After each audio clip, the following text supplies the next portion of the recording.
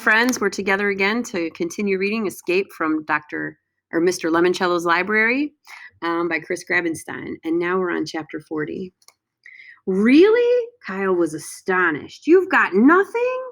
Well, said Curtis, the only connection I can see is Thomas Wolfe wrote Look Homeward, Angel, and Lewis Carroll wrote Through the Looking Glass. Both titles have the word look in them, but the two books are otherwise completely different. The two authors as well. Kyle and his whole team stood in stunned silence until Sierra started jumping up and down. Of course, she shouted.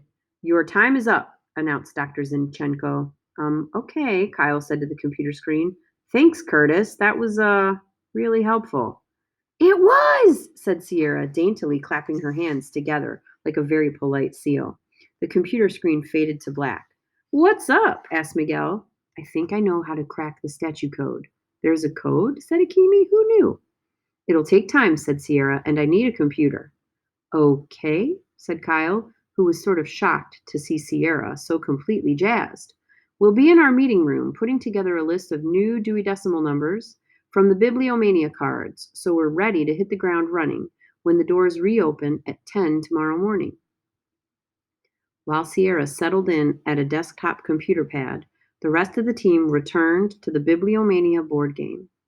We should just start flipping over cards and putting together a list of call numbers, Kyle suggested. Sounds like a plan, said Akimi. She plucked a purple card out of the pile. Lose a turn was all that was printed on the other side. Try a different color, urged Miguel. Akimi flipped up a blue card. Take an extra turn was printed on it. So Akimi flipped over all the other blue cards, while Miguel flipped over all the purples.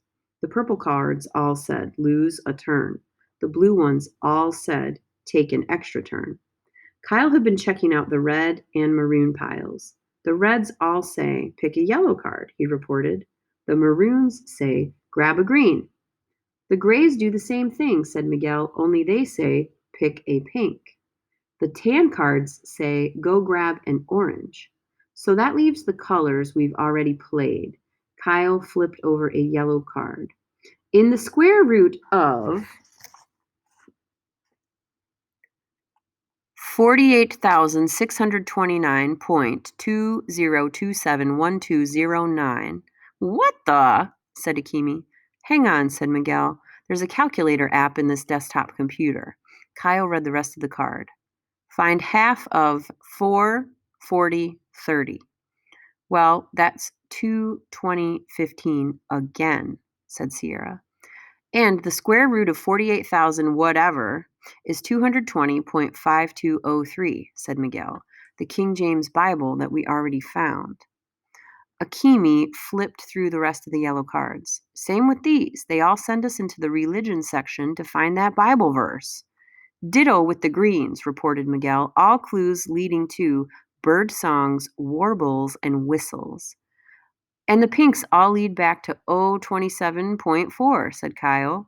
I guess they really wanted to make sure we found Get to Know Your Local Library. Which leaves the wild cards, said Akimi. She examined the orange deck. Find a rhyme for cart and paperbacks, smart and zodiacs, tart and potato sacks. The art and artifacts room, said Miguel with a sigh. Where, Akimi continued, we need to find a rhyme for Randy, Sandy, or Brandy. The Willy Wonka candy, said Miguel. So, said Kyle, I'm guessing the Bibliomania game was only supposed to help us find the 4 clues we've already found.